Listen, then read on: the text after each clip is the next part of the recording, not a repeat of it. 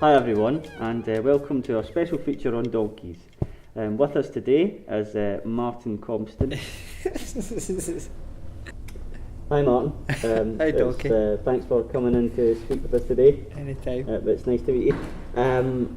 First off, I thought with the title, excellent, a film about donkeys. What the fuck happened there then? See, as you're telling me, I'm still not quite sure what donkey says today with it. I suppose I don't know where it's Scottish hinger. In all seriousness though, why are there no donkeys? I don't know, maybe I think because it was originally called Rounding Up Donkeys, and I think that's a saying about rounding up the idiots or something, and I think it's a reference or something to they're off to Spain. To be honest with you, I don't have a fucking clue. Well, apart from that, I thought it was an excellent movie. Thank you, that's very kind of you, Donkey. I had some trouble actually with my own family when I told them that I wanted to be a donkey. Alright. But nothing like, you lot in the film. No. I mean, with such a convoluted story, it must be... It's a big word for a donkey, that, isn't it? Well, just because I'm a donkey doesn't mean I'm not educated. No, that's very true. People say I'm figuring up, and people say I'm not educated. I've got a lot up here. Right. And down there. And down there. Big tail. Convoluted. Convoluted, right. So as I was saying, it must be difficult to gauge your performance.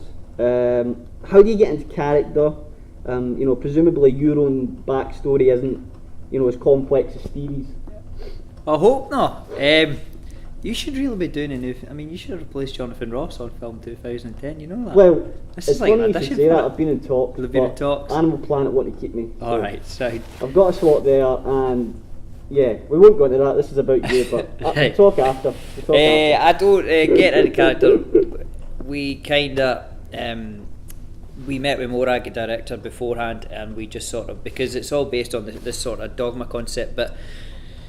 As much as we did try and stick to it, in some ways it's kind of impossible. And so, other than the name of Stevie, the character, that's really all that we carried over, I think, from Red Road, because it's nice to kind of start with a clean slate.